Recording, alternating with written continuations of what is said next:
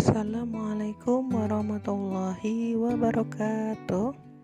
Pada kesempatan kali ini, perkenankan saya untuk menyampaikan mengenai presentasi tentang problematika Undang-Undang Pokok Agraria dengan Undang-Undang Sektoral Pengelolaan Sumber Daya Alam di Indonesia. Sebelumnya, perkenalkan, nama saya Erianti dengan nomor induk mahasiswa 191217316 yang berasal dari Fakultas Hukum Universitas Widya Mataram, Yogyakarta. Problematika undang-undang sektoral yang terjadi saat ini dimungkinkan karena adanya regulasi dari pemerintah yang terjadi karena tumpang tindih, yaitu regulasi yang dikeluarkan oleh pemerintah berbeda dengan implementasi yang terjadi di lapangan.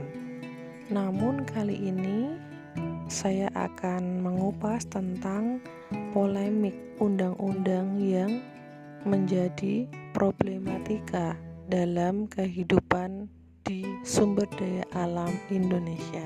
Yang pertama yaitu tentang landasan Undang-Undang Sumber Daya Alam di Indonesia yang menjadi dasar pokok Undang-Undang Sumber Daya Alam, yaitu Undang-Undang Nomor 5 Tahun 1960 tentang Undang-Undang Pokok Agraria. Kemudian landasan sumber daya alam selanjutnya adalah Undang-Undang Nomor 41 Tahun 1999 tentang Kehutanan, Undang-Undang Nomor 22 Tahun 2001 tentang Minyak dan Gas Bumi, Undang-Undang Nomor 32 Tahun 2009 tentang Perlindungan dan Pengelolaan Lingkungan Hidup. Selanjutnya, Undang-Undang Nomor 5 Tahun 1990 tentang Konservasi Sumber Daya Alam Hayati dan Ekosistemnya. Dari kelima landasan undang-undang tersebut, saya akan memfokuskan mengenai problematika Undang-Undang Nomor 41 tentang kehutanan. Hutan merupakan anugerah dari Tuhan Yang Maha Esa agar dikelola selayaknya dan sebesar-besarnya oleh manusia di bumi ini.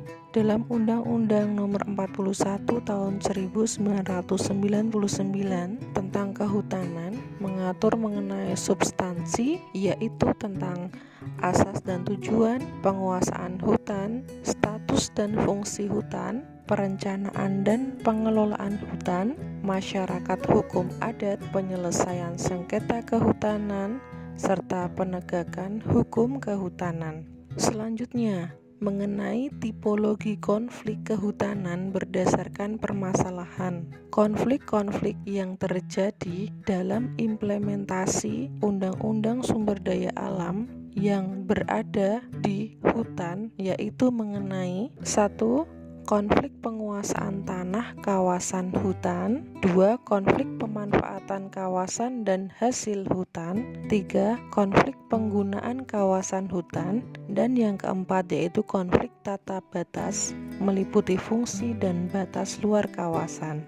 Selanjutnya mengenai arena konflik. Arena konflik ini dijabarkan tentang masyarakat dengan kawasan hutan konservasi meliputi tahura, hutan lindung. Yang kedua mengenai masyarakat dengan perusahaan hutan alam, masyarakat dengan perusahaan hutan negara, perusahaan kehutanan dengan perusahaan tambang, yang dimana terjadi tumpang tindih kawasan yang memperebutkan izin dan juga izin perkebunan, pengukuran dan tata batas hutan, serta transmigrasi penduduk.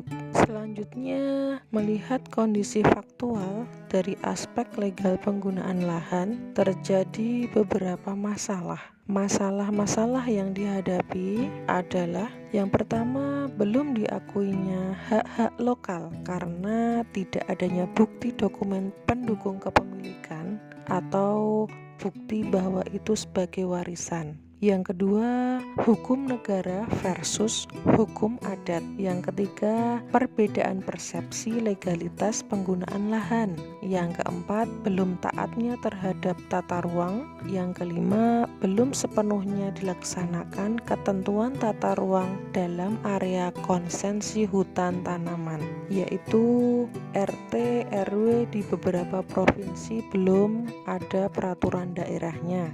Yang ketujuh yaitu kondisi ini menimbulkan tumpang tindih penggunaan lahan, okupasi, dan klaim oleh pihak-pihak tertentu. Dampak negatif dari problematika undang-undang sektoral di bidang sumber daya alam yaitu yang pertama, koordinasi yang lemah baik di tingkat pusat, antara pusat dan daerah maupun antar daerah itu sendiri. Yang kedua, timbul kerusakan dan kemunduran kualitas sumber daya agraria. Yang ketiga, timbul ketidakadilan berupa terpinggirkannya hak-hak masyarakat yang hidupnya tergantung pada akses terhadap sumber daya agrarian, meliputi petani, masyarakat hukum adat, dan lain-lain. Yang keempat, timbul konflik yang berkenaan dengan sumber daya agraria.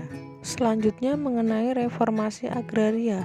Reformasi agraria meliputi gugatan kepada pemerintah atau negara agar pengelolaan sumber daya hutan dikembalikan kepada rakyat, khususnya masyarakat adat. Memang sudah cukup lama tuntutan redistribusi aset sumber daya hutan dan lahan menggiring pada wacana yang lebih populer yaitu reformasi agraria. Sesuai dengan TAP MPR nomor 9/2001 mengenai pembaharuan agraria dan pengelolaan sumber daya alam merupakan landasan umum untuk penataan kembali pengelolaan agraria dan sumber daya alam sudah cukup kuat. Bagi masyarakat sekitar hutan di luar Jawa, khususnya masyarakat adat, reformasi agraria atau redistribusi lahan bukan suatu kebutuhan karena secara de facto mereka masih menguasai lahan-lahan yang cukup luas. Slide selanjutnya mengenai kolaboratif manajemen. Bagaimana itu? Yang pertama, pengelolaan hutan bersama masyarakat. Yang kedua, social forestry program. Yang ketiga, perhutanan sosial. Yang keempat, pembinaan masyarakat desa hutan. Yang kelima, hutan kemasyarakatan. Dari beberapa konflik tersebut tentu membutuhkan alternatif. Alternatif tentunya yang membangun, yang solutif agar antara pemerintah dan masyarakat serta perusahaan sama-sama mendapatkan keuntungan. Adapun alternatif resolusi konflik yaitu dengan negosiasi atau mediasi atau arbitrasi. Negosiasi meliputi pembicaraan langsung antar dua atau lebih pihak yang berkonflik. Dengan konsensus dikehendaki, konflik diselesaikan sendiri oleh pihak yang bertikai dan proses yang sukarela dan terbuka. Jika resolusi konflik dengan cara mediasi, ada bantuan pihak lain namun bukan untuk membuat keputusan, namun untuk membantu menyelesaikan konflik. Dengan konsensus dikehendaki dan fokus pada isu konflik serta proses yang sukarela dan menuju konsensus. Resolusi konflik yang ketiga dengan arbitrasi, yaitu ada bantuan pihak lain yang akan membuat keputusan. Dengan konsensus tidak selalu dikehendaki, pihak yang bertikai mengajukan argumen dengan hasil dapat mengikat atau tidak mengikat. Demikian pemaparan mengenai problematika undang-undang sektoral dengan sumber daya alam di Indonesia. Kurang lebihnya saya mohon maaf. Billahi taufik walhidayah. Wassalamualaikum warahmatullahi wabarakatuh.